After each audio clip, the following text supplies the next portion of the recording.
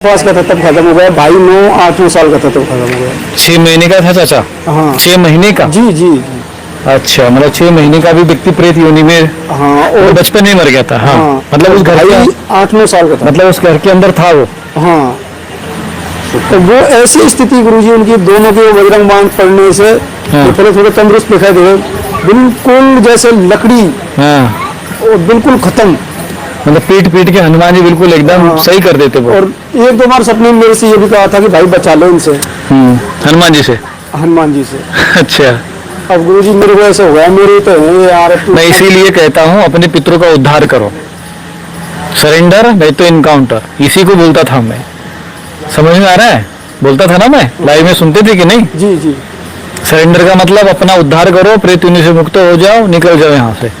क्योंकि बजरंग बाण का जो घर घर और गाँव गाँव बजरंग बाण, घर घर बजरंग बाण का जो अभियान था, ये रुकने वाला था नहीं, क्योंकि हमें तो ऊपर से जो है प्रेरणा मिली थी। जब उन्होंने ये कहा था ना कि भाई हनुमान जी से हमको बचा ले, तो उनकी खाली लंबाई इतनी थी। अच्छा, एक हाथ बराबर? हाँ बस एक पंजे के बराबर। एक पंजे का, इतनी बड़ी? हाँ। अच्छा, हाँ।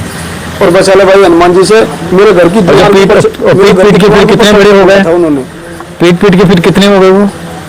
तो वो पहले तो लंबे पूरे थे। अच्छा, पहले लंबे थे। हाँ तो फिर मैं कहा था कि अब की बार इनको बिल्कुल बांध के ले जाऊंगा। हनुमान जी के मंदिर में से ऐसे आवाज आई कि बांध के ले जाऊंगा इनको बिल्कुल। हाँ दया करके, तुझे दया आती थी, मैंने छोड़ दिया, हाँ। और अब के बिल्कुल बांध के ले जाऊंगा इनको। इतनी लंबी मूर्ति आपके ये यज्ञशाला से बड़ी? यज्ञशाला से बड़ी हनुमान जी की। अच्छा, ऐसे ये सपने में दिख रहा था? सपने में। सीधा साधा आदमी है ना। देख विजय, तू तो पुलिस विभाग में है, तुमने बहुत सारे लोगों को देखा है, ये तो ये लग रहा है तेरे को मेंटल लग रहा है? तो उसके अच्छा। बाद में ये स्थिति हुई गुरुजी। बता, ये देखो पागल कह रहा है ये। अब गुरुजी जी कुछ उसका पागलपन का टेस्ट करो। को अनुभव नहीं मिला तो वो तो ये तो पागल है या फिर कुछ न कुछ तो है ही।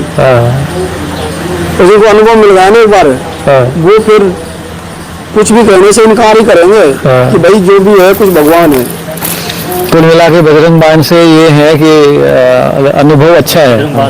बजरंग बाण के कोई भी अनुभव नहीं, लेकिन आप और मुझे आज तक किसी को बजरंग बाण पढ़ने से किसी को नुकसान हुआ हो ऐसा कभी अनुभव नहीं आया। और गुरुजी सबसे बड़ी बात मैं बताई, आप लहसुन खाओ, प्याज खाओ, कुछ भी खाओ, आपको किसी भी चीज की मना नहीं करी बजरंगबली ने। अच्छा, मना नहीं की?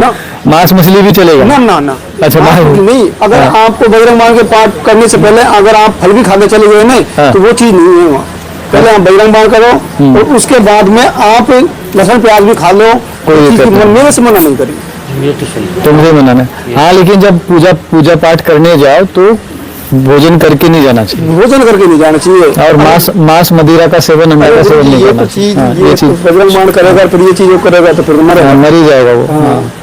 ये तो सब शैतानी चीजें है ना। ये तो सब शैतानी चीजें हैं। लेकिन लहसुन प्याज के लिए मना नहीं करता। लहसुन प्याज के लिए कोई ज्यादा मना नहीं होता है, लहसुन प्याज से कोई इतना। लेकिन ये है कि जैसे पाठ करते हो उस समय आपका शरीर शुद्ध रहना चाहिए। अब दिन भर फिर अपना लहसुन खा के अपना कर्म करो, फिर उसके बाद शाम को अपना स्नान करके फिर बैठ जाओ। बजरंग बाण से पहले तक अगर आप छाछ भी पी के चले गए ना, तो वो भी मना है। अगर तू छाछ पी के आया है तो तू तेरे घर ही रहता है। देख लो, ये बजरंग बाण का एक नया अनुभव मिल गया ना हनुमान जी के द्वारा, प्रत्यक्ष हनुमान जी उसको अनुभव करा रहे हैं। हाँ, अगर तू ये एक गिलास दूध पी के चले जाए ना, तो वो तेरे घर ही रहे, तू ये क्यों आया है? फिर जब तू इतना पौष्टिक चीज लेना चाहता है तो खाली पेट चाहिए ना। खाली पेट ही होता है। हाँ, मेरी माँ ने कहा था कि भाई हम लोग, मैं भी जब पूजा पाठ करता हूँ और अगर मैं भी अगर एक गिलास पानी भी पी के बैठ, ये विचार है कि पानी भी पी के मैं पूजा में बैठ जाऊँ तो मैं पूजा गड़बड़ा जाती है। क्योंकि उस समय क्या होता है कि जब हम कोई भी चीज ग्रहण करेंगे तो हमारी जो प्राणों की जो धारा है वो अधोमुखी हो जाएगी। और पूजा पाठ से क्या होता है, धारा ऊर्ध्वमुखी होती है, तो दोनों के बीच में फिर वो एक विरोधाभास उत्पन्न होता है, संघर्ष उत्पन्न होता है। इसलिए भोजन जब भी, भोजन करने के पहले ही, मतलब भोजन के अन्न जल भी ग्रहण, एकादशी का व्रत होता है तो राजा अम्बरीश ने जब एकादशी का व्रत किया था तो वो जल भी नहीं पान करते थे पहले। नियम तो यही होता है, कम से कम पूजा करने जाओ तो जल आदि का सेवन, भोजन आदि नहीं करना चाहिए।